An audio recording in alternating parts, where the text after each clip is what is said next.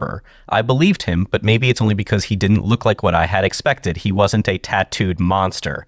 I have some issues with this phrasing here. God. When I read that, I went, Right, but the American people have been sold a image of who is being rounded up and thrown without due process into this torture prison, and it's not what they're saying.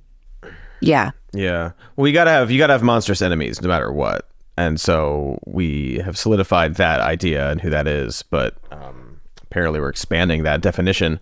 Yeah, absolutely stunning lack of justice for people.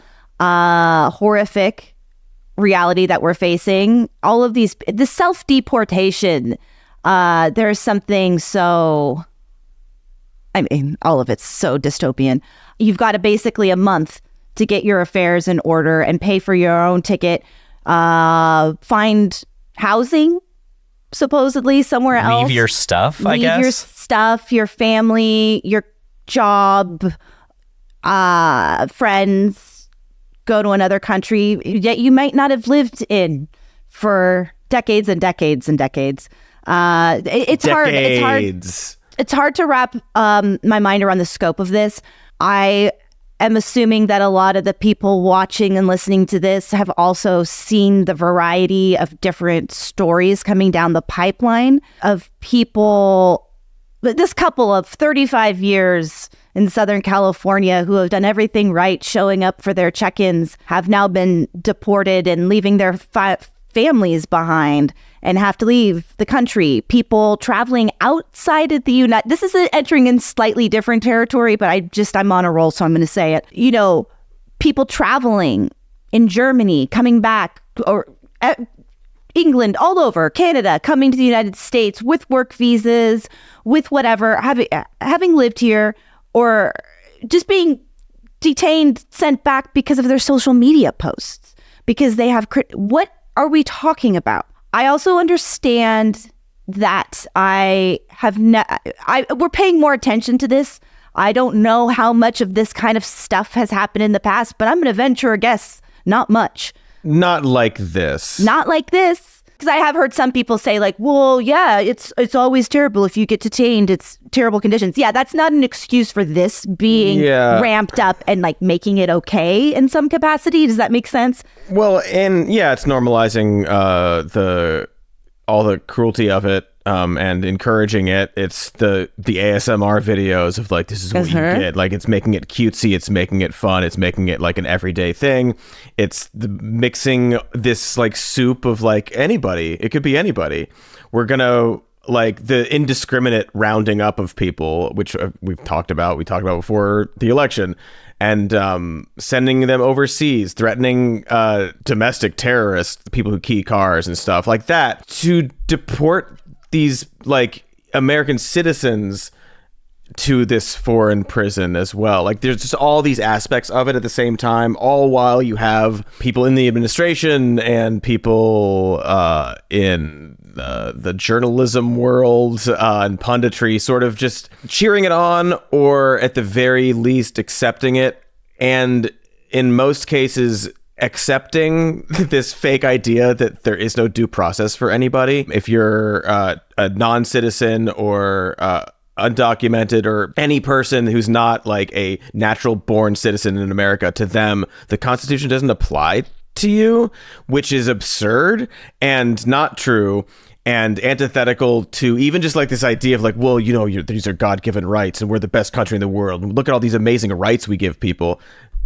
but only us. Like, wouldn't you want them to apply to everybody when they're in the land that's the greatest land in the world? Isn't that so, like, there's just this dissonance going on with all this stuff. It's very, very frustrating to see. But Tom Homan was asked about due process. Like, do they have any due process at all? And his response was, what was Laken Riley's due process? Well, victims of crimes don't really get due process in the way we're talking about. That's not even how words work. The person who killed her got due process. That's how it works. But I guess he's arguing like the Constitution's bad and shouldn't have said that. If someone commits a crime against someone who didn't get due process for that crime. Like, it's gibberish to try to it's nonsense. Parse what he's saying. Yes, and that is ultimately what it is. Most of these people, including the president and the vice president and all the people around them, are just saying, well, the Constitution shouldn't say that. We don't want it. We don't want it to say that. We don't want these. We don't want basic rights, the right to due process, things like that. We don't want that to apply to anybody. But honestly, probably like not even only American citizens, but like specific kinds of American citizens. I want to play this clip from Brian Kilmeade on the wonderful morning show Fox and Friends. Oh, good. They're just like us. Whose argument is, I would say, well, it's equally damning as Tom Homan's, but in a different way. I also think it's not practical to think that we can do due process on 8 million people. No. There's 22 million people here, a minimum illegal already, just in the last 3 administrations. And there's some people that got through with Trump's administration.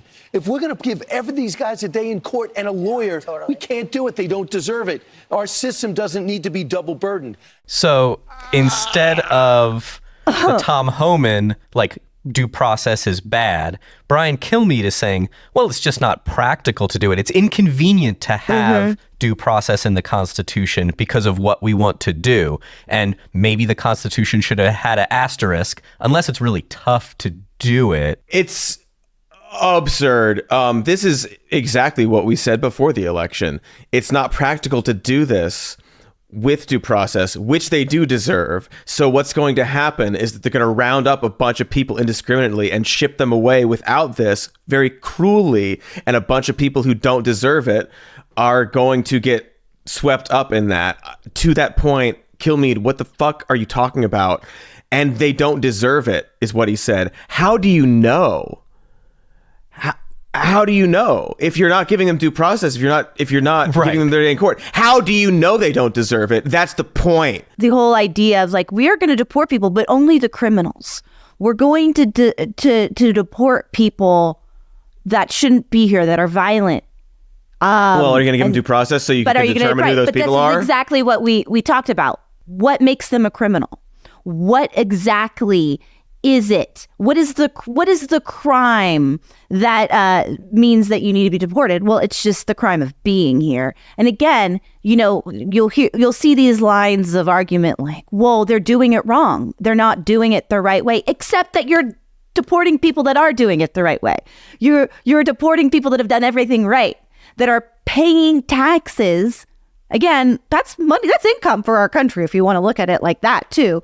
So what are we talking about here? It's just that from every angle, this is that they're not white. It's wrong from every angle. It's gross. I can't believe they're all saying it, and so few people around them are like, that's a good point about due process and how if we don't give it to them, that's fine because it's hard to do, and they don't deserve it anyway. And I know that because of my racism, I guess. Like it's like baffling some of these sentences that they're saying out loud. Like, but that doesn't make any sense. Well, and even if even if it's Bin Laden and we got him here, or he doesn't deserve to, it's like, okay, maybe not. Take it up with the Constitution, man. I don't know. It says that there's this process for doing things.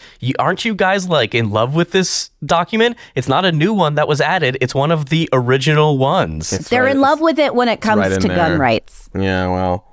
Oh yeah, that one is, but fine, like, right? Like, that's fine. A bunch of us on the left have issues with guns, but it's like, take it up with the Constitution. If we had the 2/3 here and there, we would maybe change it, and we can't, and that's democracy. And then people who are very much against gun, shouldn't be able to own any gun, will say overturn the second or repeal the Second Amendment. These people aren't saying repeal the Fourth. I'm sorry. I think due process is Fourth. But like, they're not saying repeal it. They're saying, well, these people don't deserve it, but we're going to keep it in place. Like if I were to be arrested, obviously. You get it. Like if I, or me or my wife or brother or anything, we don't deserve that stuff.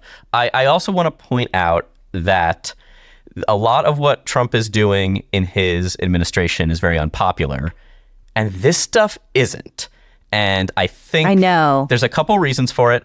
I don't think people have a full idea of what's going on, and they're not allowed to interview these people, and which would you would have to confront the fact that like, oh, this isn't what's in my mind as